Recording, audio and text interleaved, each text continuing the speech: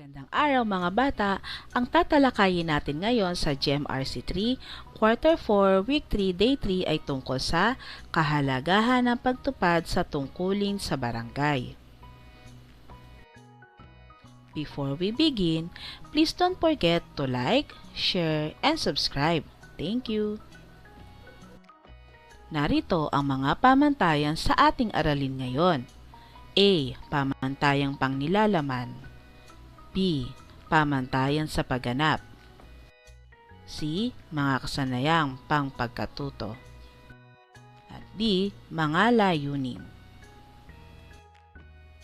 Panimulang gawain. Magandang araw sa inyong lahat. Masaya ako sapagkat nakapasok kayong lahat. Para sa ating balik-aral, naalala ba ninyo ang mga paraan kung ano ang mga tungkulin ng bawat isa sa barangay ninyo? At pangalawa, alam ba ninyo na ito ay kaakibat ng pagiging responsable?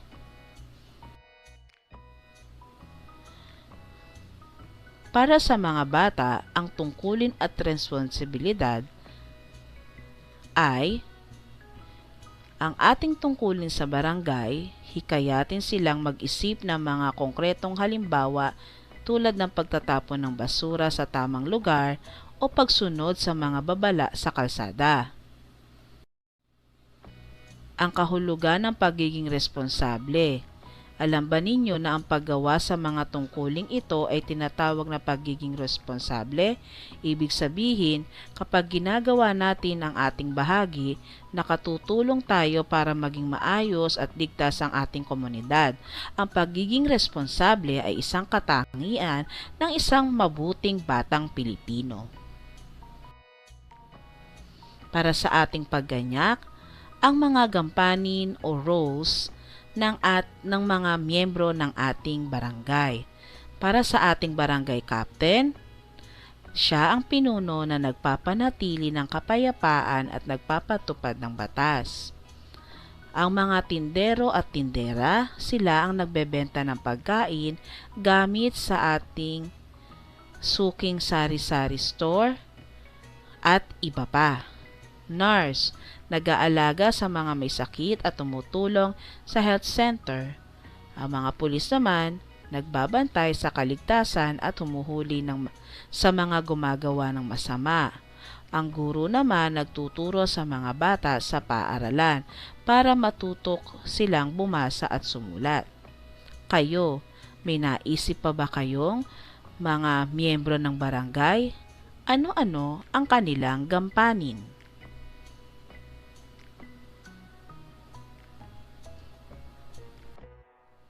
Gawaing paglalahad ng layunin ng aralin. Sa araw na ito, kayo ay inaasahan na mapatutunayan na ang mga tungkulin ng mga taong nakatira sa barangay ay kailangang gampanan ng lahat bilang pagtataguyod ng kanilang kabutihan.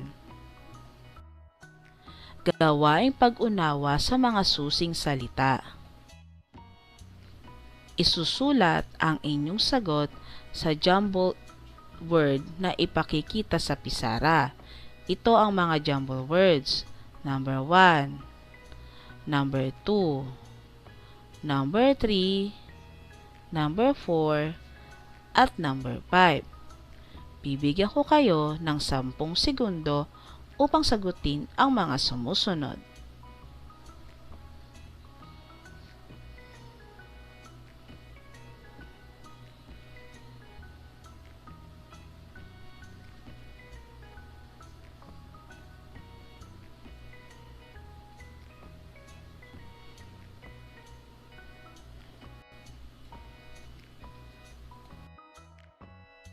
Narito ang mga tumpak na kasagutan. Para sa unang bilang, barangay. Pangalawa ay tanod. Pangatlo, tindera. Pang-apat, sweeper. Pang-lima, leader. Mahusay mga bata. Pagbasa sa mahalagang pag-unawa o susing idea. Sagutin at talakayin ang mga sumusunod na tanong. Handa pa kayong sumunod sa mga tungkulin sa inyong barangay? Narito ang mga halimbawang tugon. Opo, handa kaming sumunod dahil ito ang paraan para maging maayos at ligtas ang aming tinitirhan. Pangalawa, nais ba ninyong mapabuti ang inyong barangay? Opo, gusto naming maging malinis, payapa at masaya ang aming barangay para sa lahat ng mga bata at pamilya. Pangatlo, paano mailalapat ang mga paraan ng pagsunod sa mga tungkulin sa kinabibilangang barangay bilang kasapi nito? Sa simpleng paraan sa pamamagitan ng pagtatapon ng basura sa tamang lugar, pagsunod sa mga utos ng mga nakatatanda, at pag-aaral ng mabuti para makatulong sa hinaharap. Pagpapaunlad ng kaalaman at kasanayan sa mahalagang pag-unawa o susing idea. Gawain 1. Ilahad ang mga sitwasyon. Lagyan ng bituin ang patlang kung ang sitwasyon ay nagpapakita ng pagiging responsable at malungkot na mukha naman kung hindi. Number 1. Ayaw na ayaw makiisa sa barangay ni Ben. Number 2. Si Jopet ay palabati sa mga guro niya. Number 3. Laging nagwawalis sa kanilang tapat si Leo bilang tulong sa mga street sweeper ng barangay.